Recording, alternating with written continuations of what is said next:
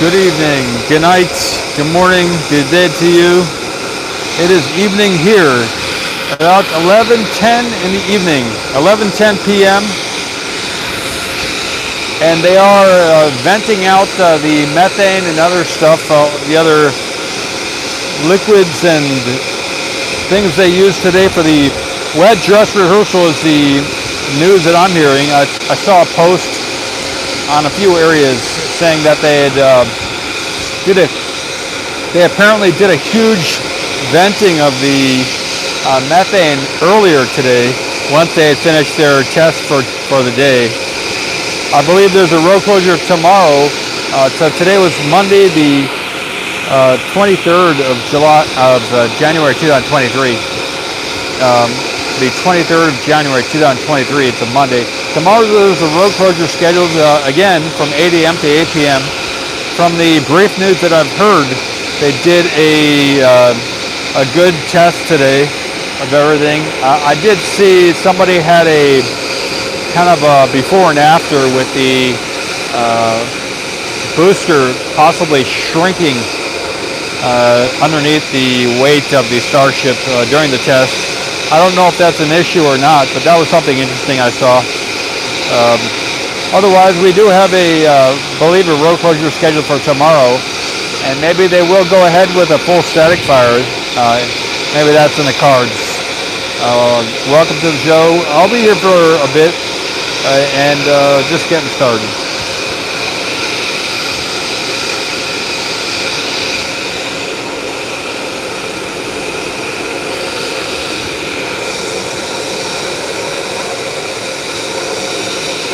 You can see they're venting there from the right side of the tower. And also, there are a lot of tankers lined up over there at the build site. So I'm just kind of doing a day in recap, a recap video of the day. I will retitle the video once it's all said and done with a more descriptive title. Hey Rocky, good to see you. Nice.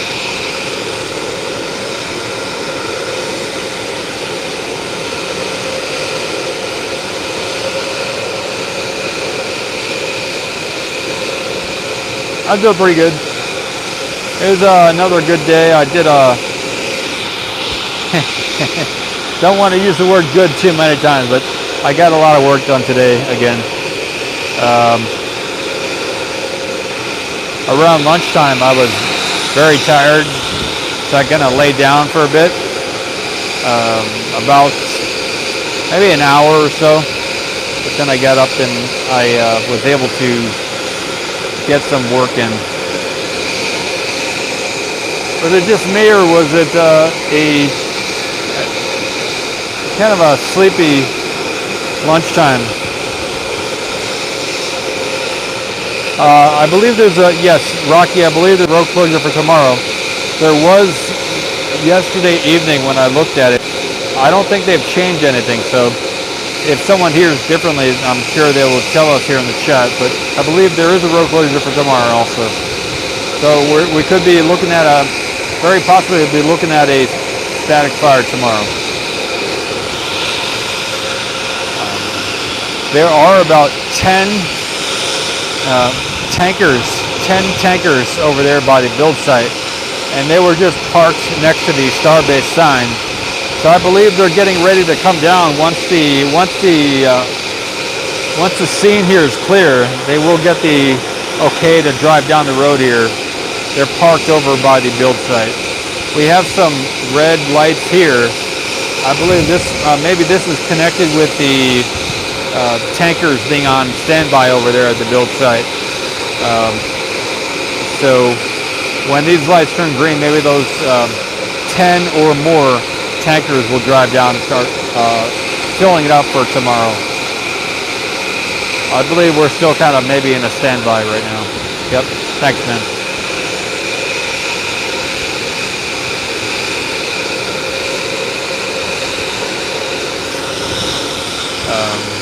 There's always a sheriff over here, but that's nothing to be concerned about right now.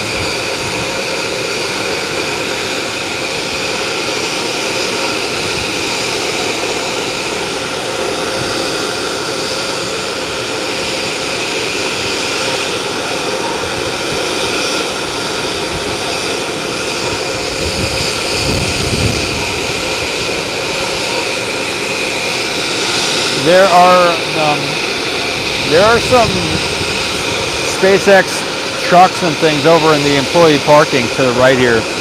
But as far as here on the side of the road, they haven't yet begun coming back to the site yet. Over by the Bert and Ernie trees on the far side, very far down by the turn in the road way down there, there is a parking lot on the right, and way over there, and there are a bunch of employee trucks over there. But beyond that, there's no trucks here, none on the other side of the La Padre vehicle. So there's a lot of open space here.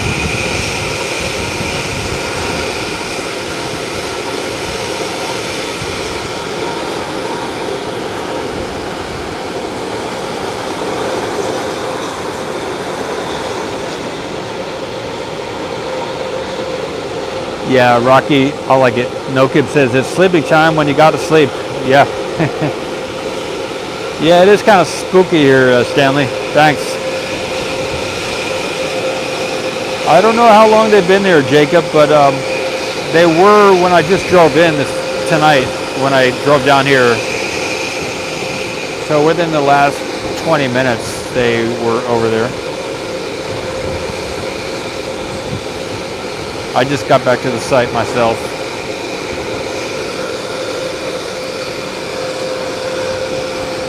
Looks like this venting in front of us is starting to die down a bit.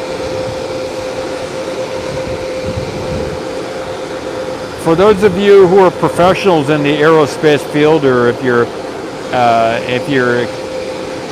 looking for some side work, you could moonlight here at Ocean Camera Space Corp.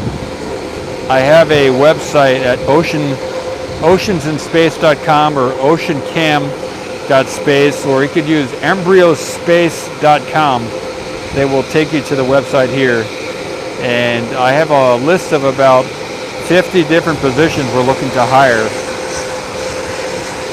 And so if you're an engineer, a COO, CFO, CLO, CRO, scientist, facilities manager, many different positions we have open right now. IT, security, web, social media.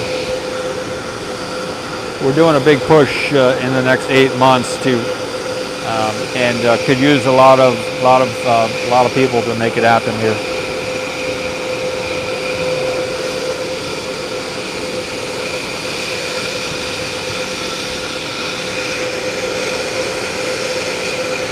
I haven't, I chatted with one gentleman today, but I just finished up uploading all the job descriptions.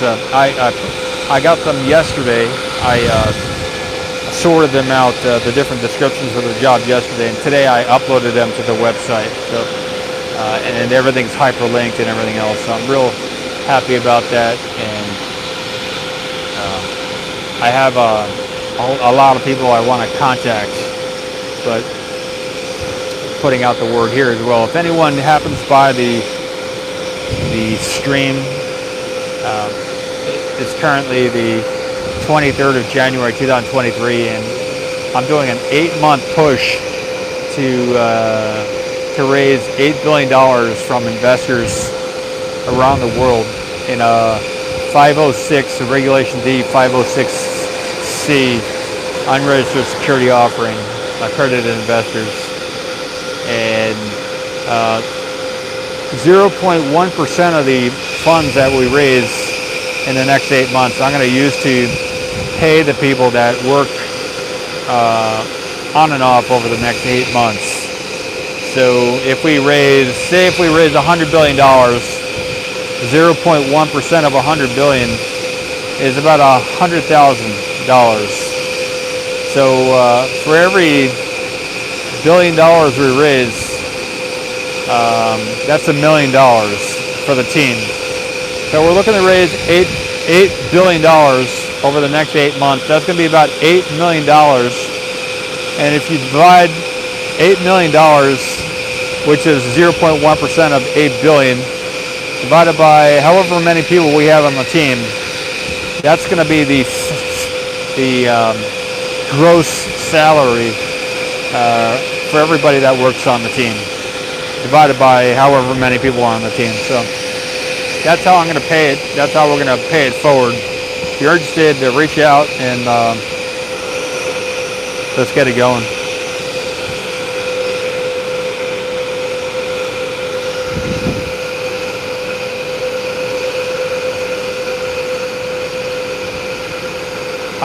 Yeah, up UP. We are close to an orbital test. Elon had said at the end of February or early March. So we have about another month until we're really up to the possibility of a launch.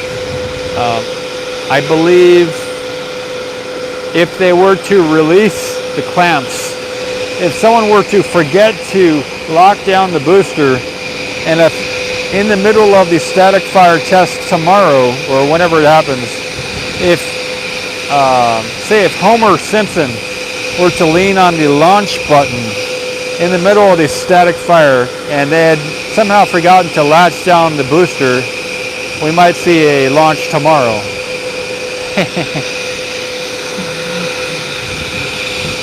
We got just somehow the latching not happening and someone leaning on the launch throttle. Someone pushing the throttle forward on the launch.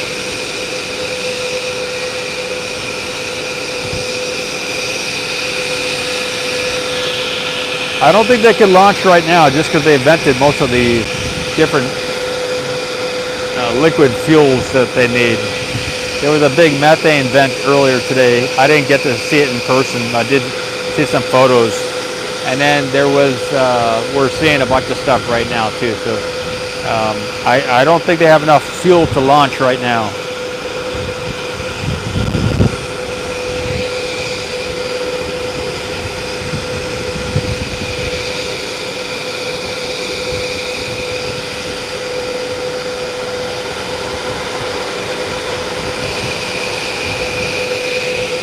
Whatever your business or occupation or whatever, you can involve more people and create a challenge out of it. That's something I learned from Phidias. In 2008, I had a business called Everything Raw Company. It was in my second year. And what I did in the year of 2008, I put on a sporting event in Hawaii where I had a team of people that I hired for almost a full year. I believe maybe starting in March or something. In early March of 2008, I believe it was, or it could have been February, but I had an idea while I was with a girlfriend, and that was to create like a health, to merge the health and the fitness worlds. So I had a bunch of money. My dad passed away in 2006. So I had some money from that, from the will. And over the next, from 2007 through 2010, I spent all the money my dad gave me. So thank you, Dad. But one of the things I did with that money is I put on a big sporting event of sorts in Hawaii, blending the raw food with kind of Olympics-style sports. We had a marathon over in Hawaii, and I actually flew in 40 presenters, and I spent $200,000. We had about 200 people attend, so if you think about the economics of that, 200 people attended, I spent $200,000. I probably could have just paid 200 people $1,000 each and saved the money I spent on the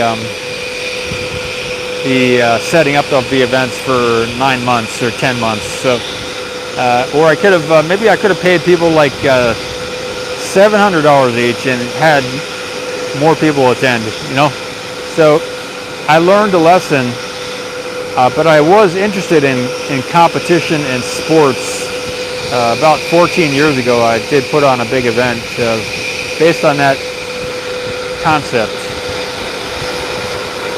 it was a successful thing. Energetically, it was good. It helped a lot of people in the time of the stock market crash, because I had all the money sitting on the sidelines so I could pay everybody. But it was not profitable.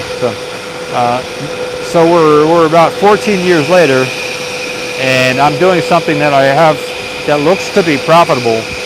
If we could just get the right engineers, scientists, and all the different people that need to be coming together to work together to make this type of thing possible. Water and space is a valuable resource, and there's plenty of it on the different moons, such as Enceladus, and some of the other moons like Titan are thought to have methane mixed in with the water too, so it might not be so easy to get the water from Titan. But there are other moons like Ganymede and Enceladus, and I don't know about Europa, but there is different liquid on all these different moons, and we pretty much think that the water on Enceladus is kind of like ocean water. There's a ring around Saturn called the E-ring, and most of the water from that E-ring, which has particulate in it, is coming from Enceladus. I looked up why is it that on an icy moon that snow can fall back down to the surface. How is it that in a vacuum water does not evaporate? And the answer to that, after I looked it up on my artificial intelligence, is that with the low pressure and the low temperature in the vacuum environment, water normally evaporates. But on these icy moons, the ice is there because there's some type of granule, some type of particulate mixed in with the water, so that when it gets down to the lower temperature and the lower pressure, the granules help it to maintain solidity rather than just dissolving. So there's some type of special thing there that happens in a vacuum for water not to evaporate. And I believe NASA, if I were to apply for a grant with NASA, or if we were to apply for a grant with NASA, and we were to mine some of the ice from the E-ring around Saturn, which is mostly water, frozen ice, that NASA would be interested. This is what I learned from Tiffany Finley at the NASA Space Expo a few weeks ago. NASA would be interested in a grant to explore the missions of the rings of Saturn, because they're interested in the granules in the ice. They're not interested in the ice that would be recovered, but they would be interested in the granules that come from the ocean floor of Enceladus. And so the advice given to me was to use that as a proposition to NASA, and also to use it as a trade the data we get on the granules, or possibly even some of the granules, in exchange for, so we're trading here with NASA, trade that granule data and or the granules themselves with deep space communications access. So we're going to need to be able to communicate back to the Earth, and if we can share that data with NASA, then maybe they would, we can make a deal so that Ocean Camera Space Corp and NASA and the Embryo Space Inc. can partner together on that mission, so that the NASA will get the particulate information composition, and Ocean Camera Space Corp and Embryo Space Inc. get the access to the deep space networks. Let me know if you're interested in such a deal, there's this type of a compromise. There are many other private companies and also other types of space companies out there where we can work these types of deals as well, and maybe even go in on some type of mission or proposal with NASA or with each other. You know, there are many skills and things we can do together as companies all over. Partnerships.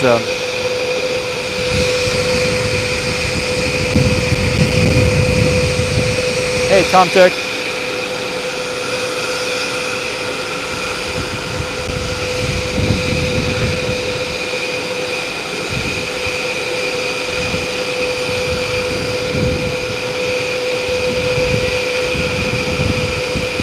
The reason why there are so many departments at NASA is because they compete with each other. I heard this at the recent NASA Technology Showcase Expo. There were similar teams that were competing to do a vapor sampling of the geysers from Enceladus. So there were at least 2 or 4 different teams over there that had some type of Enceladus mission from the over 100 booths, I believe, at that Technology Showcase Expo in Galveston, Texas a few weeks ago. And so there are various, just as there are various NASA centers, JPL, Goddard Space Flight Center, Kennedy Space Center, all these different centers, and it's a government organization. So, and there's only a limited pot over there at NASA. It's like $4 billion or $5 billion per year, something like that. A good chunk of that's going to the Artemis missions. And I don't know if they go over budget over there at NASA or not, but the government usually goes over budget. So I don't know if they get more than they're allotted, but there is only so many missions over at NASA that can be garnering the majority of the money. And that's why the different people at NASA compete and they submit proposals to get picked. So in the next 30 years, their mission can happen. But the beauty of a private mission that we're doing here at Ocean Camera, Space Corp, and also Embryo Space Inc. is that we don't have to wait 40 years to go through the process at NASA to do a mission. We can use private funds, and the way it happens outside of the government sector, which gets its money from the public through taxation or just through dilution of the fiat currency, is that in the private sector we care about cash flow and balancing the budget. So the way cash flow happens in the business and the investor technology world is through cash flow. And so the payoff to the investor is the water that we secure and that we resell in deep space. Because to get 1 pound into orbit costs about $10,000, and 1 gallon costs about $80,000 into low Earth orbit, never mind to the moon, and then never mind past Mars into the orbit around Saturn. So it costs about $1 billion to do that, to get it to Mars, and it would cost more to get it deeper into space. So that's where the payoff comes in. If we have a whole ocean, 25-mile deep ocean on Enceladus, and if it's mostly comprised of seawater, and we have if we just take a bunch of filters, and if we were able to pump some type of liquid water into a container using those filters, so I mean maybe they'll get clogged up after so many thousands of gallons, but we only need so many gallons to make it profitable. We need about 10 gallons of water. For an $8 billion mission, we need about 10 gallons of water to collect, and then we have $2 billion of gross profit. And if we were to collect a lot more water, a swimming pool has 600,000 gallons of water, which would be about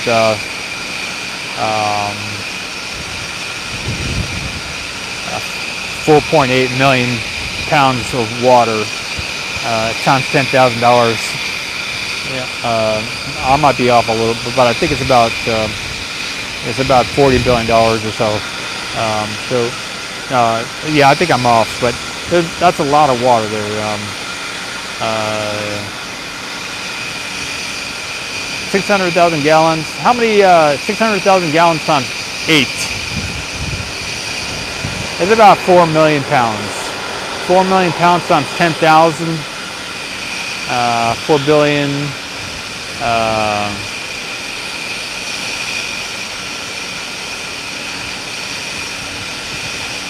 Yeah, you can do the math. All you have to do is take the, I'll just say the gross calculation. You take the $10,000, but it's we're talking gallons here, so it's $80,000 or say $100,000 per gallon in deep space. So that's where we go. That's where I'm off a little bit. $100,000 per gallon. If we do that, multiply it by 600,000, that's the type of income we're looking to get. If we do 600,000 gallons, if we just bring it down to 100,000 gallons and we multiply it by $100,000, I believe that'll give us the value of the water in deep space. Yeah. So if a mission costs $2 to $8 billion, and we're really just talking either a pump or something to, some type of thing to encapsulate the water or the ice, whether we get it from the rings of Saturn or if we get it from the ocean itself. I want to do two things. I want to collect 1,500 to 100,000 gallons of water or ice, and also to video the ocean on Enceladus, which may involve some type of robot that would drop into the geyser, or maybe we have an ice mole that the DLR over there in Germany developed in 2012 to 15. There's some other companies in the US which have some type of heating mechanism which slides down into the ice, and there's I've come across at least 4 different robotic underwater technologies that I posted in the community chat section a few days ago. So there are these companies that have developed this technology mostly already. I guess it has to be made space ready. That's the one space ready camera that goes in the water, and also has the doesn't need a tether. Those are some of the challenges that will have to be developed. I mean, we don't have to move the camera around much in the water. It's just mostly to get from the surface or even subsurface would great. If we could get it into the water itself and have it move around, there's a bunch of drones that already exist that do that here on the Earth. But if we can do that off planet in the ocean, under the ice on Enceladus, which is less than a mile thick on the South Pole there, then that would be even better. But we want to keep it within the budget too. So these are some of the tricky things. I'm looking to do this over the next 3 years to finish the planning and launch the mission. Yeah, there's a lot of hissing going on. It says old Finnish farmer. I believe the road closure is valid again. I did not watch the wet dress rehearsal. I did tune in a little bit to the Lab Padre cams, the two different cameras, and I've watched some of the pictures that were put on Facebook and Twitter and of people who were following it. I saw a picture from Nick Aswini that got posted somewhere of the methane venting and some of the frozen stuff by some other people. Moises Ivan Estacio Huaynate. It's a little bit dark here, hard to see the screen. Huaynate. Sir Chris, hey. Okay, Sir Chris says possible closing tomorrow, 8 a.m. to 8 p.m. So yes, it is still on. That was a good one. I was doing some other stuff today. Finish good stuff.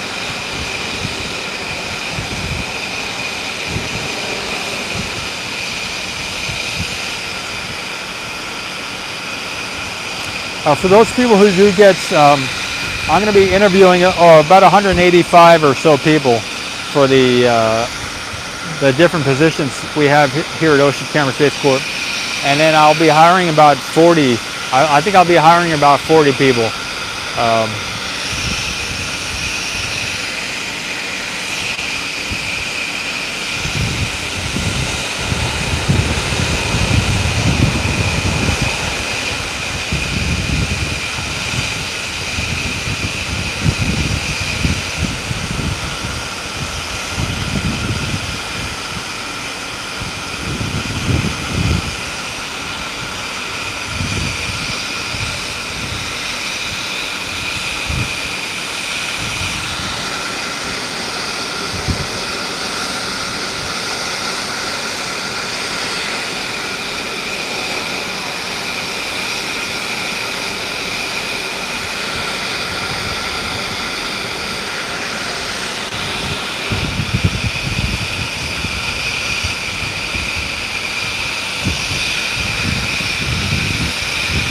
Anyone want to take a sip of that stuff up there? That would make a good frosty drink. This is where we have the different sponsors coming with the different ads. What kind of sponsor are we looking at right now? Some type of drink company or something like that.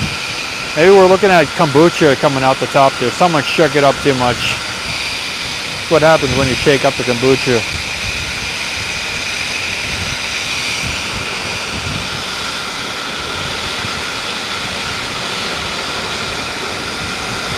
All right, we're at the halftime report.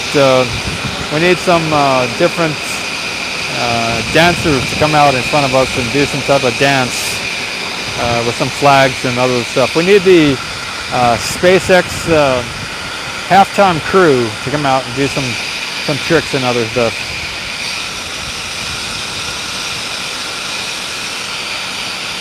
I believe each space company should have their own cheerleaders and marching band.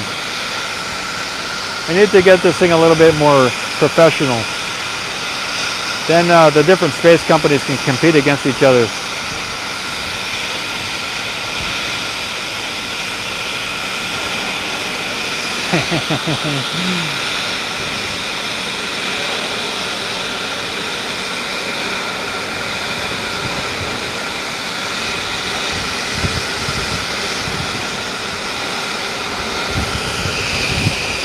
And in the right corner, weighing in at 700 pounds, comes from the city of Boca Chica.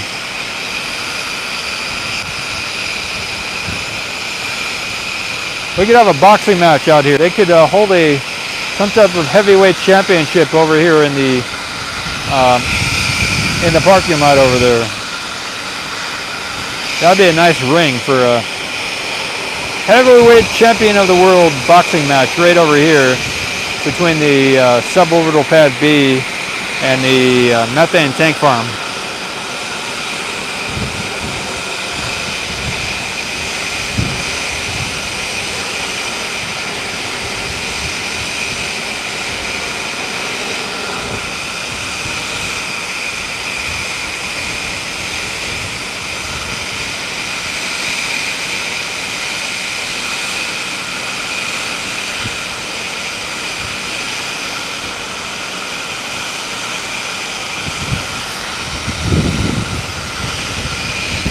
I'll be here about another 15 minutes probably.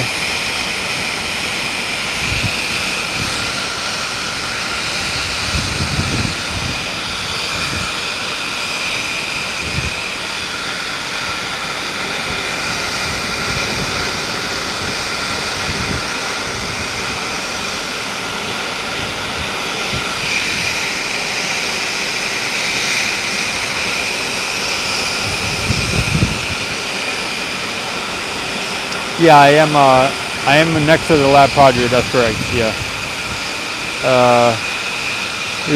Riage PGKC. Yep, it's to the right here. Real Julius, I got you. It's hard to see it. Real Julius PGKC on YouTube. Check him out. Good name.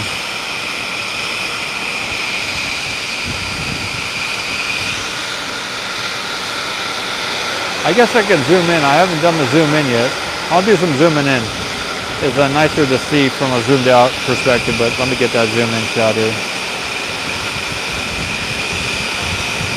There's no lights or anything able to see at the bottom there of the orbital launch platform. So we don't really see much down there.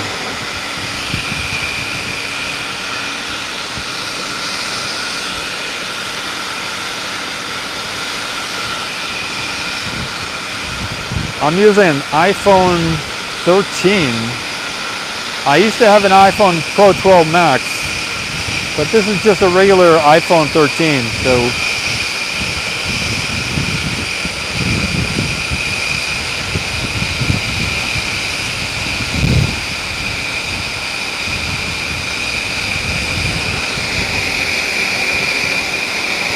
Can't really see much at nighttime.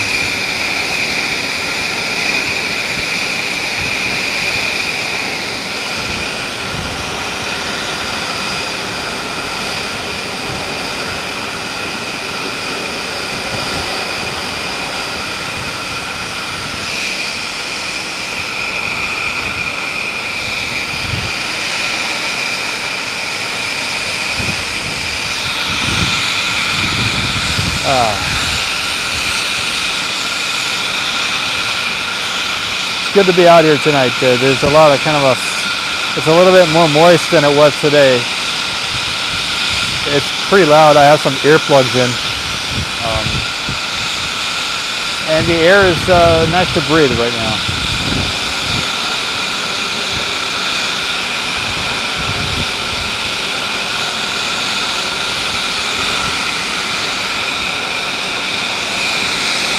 I believe I'm going to camp out here in my truck tonight, here at the launch site.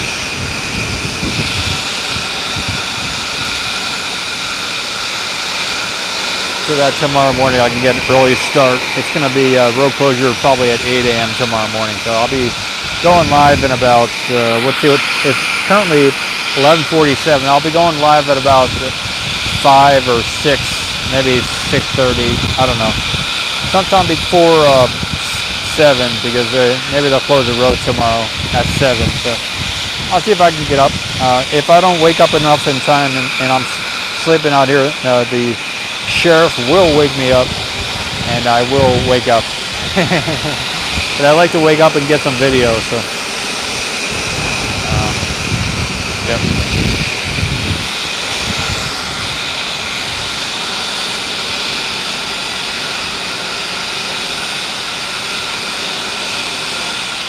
It's nice to, over here you're allowed to park on the civilian side of the road. So it's nice to be able to get woken up by a sheriff and it be okay. You know, how many times have you gotten woken up by a police officer coming and shining a light in your window and saying, "Time to get up"? Yeah, it's really nice. Hawaii checking in, says Michael. Hey, nice. Kasafi, Mike Kasafi. I believe it's about 5 hours earlier in Hawaii. So you guys are looking at maybe 6:49 or so, I believe, something like that. In the afternoon. Early in the evening. Good stuff. Old finish. Yep. 8 a.m. for you? Okay. I'll be winding this up in about 7 minutes. So thanks for stopping by, seeing what's going on. Saying hello, mostly. Luke, I believe, yes, the wet dress rehearsal was a success.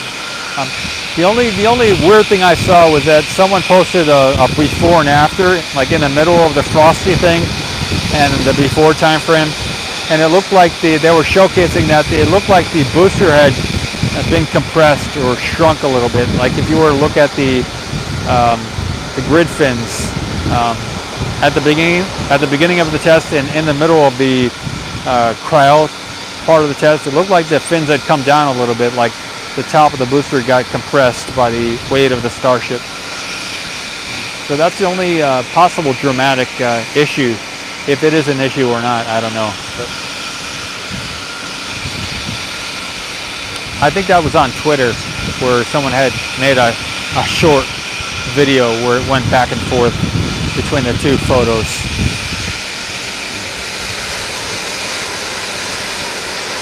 We have a lot of green lights on the tower. So it is approachable, but the tank farm still has a lot of, I don't know if it has a lot, but tank farm still has red lights down here. So they're not refueling yet. They're still focusing on finishing the venting probably.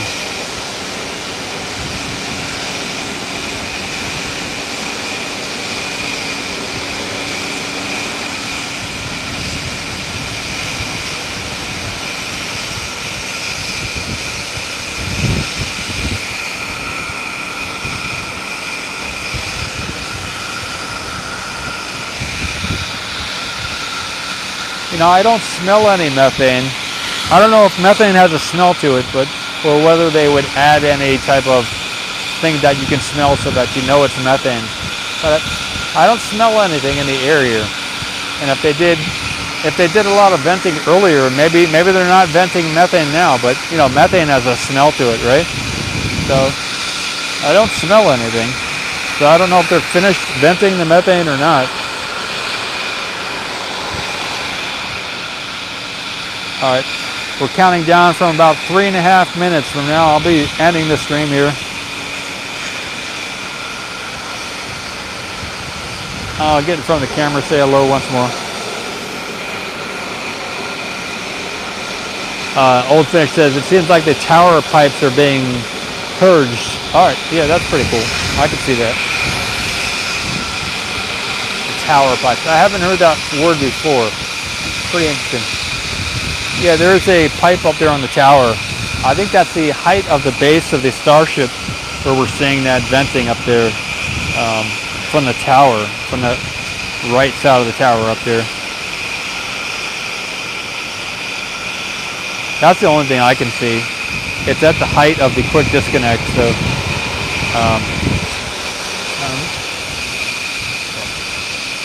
I haven't seen any movement yet of the chopsticks. I know earlier we saw the chopsticks close around the booster.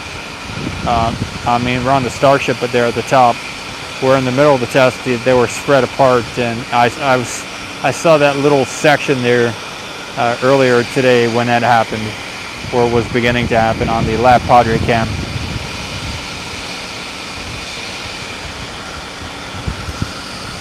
So if you ever have an opportunity to see that on any of the cameras tonight, maybe someone has some type of infrared camera, check out the chopsticks and see what they look like, if they move at all or stuff like that.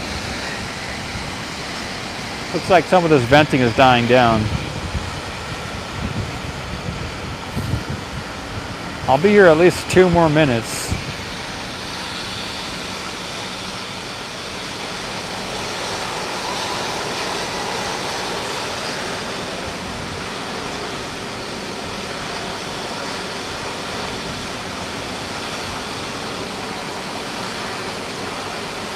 You can start to see some of the top of the Starship up there. Some of the lights, it looks like they're coming back on a little bit.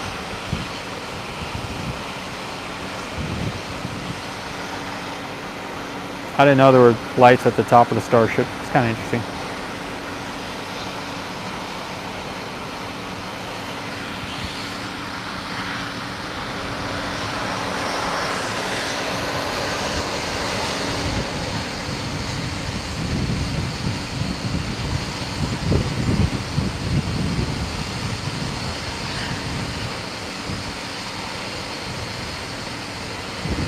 Okay, Carl says there's a chemical added to methane normally. Marcaptan is added to natural gas to give it the smell. Otherwise, pretty much odorless. So, okay.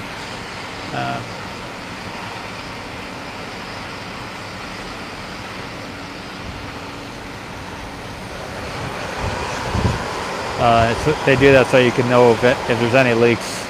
Says Old Finish Farmer. Mark Captain, I got you.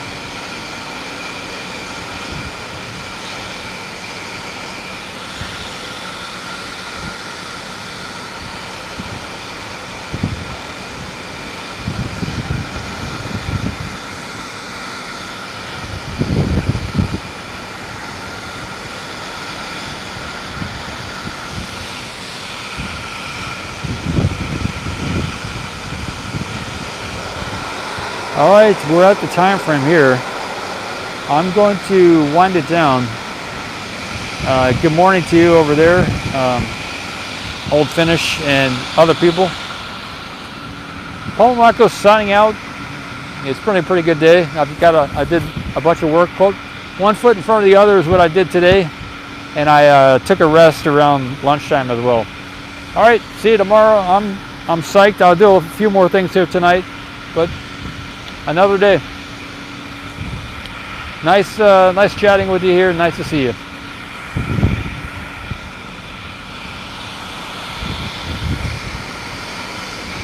Good night, Carl, everybody. Hold finish in 10, 9, 8, 7. Whatever you're watching this, wish you the best. Whatever dimension you're looking at it from, wherever you are, we will meet again. We're connected, I believe. And to the moon.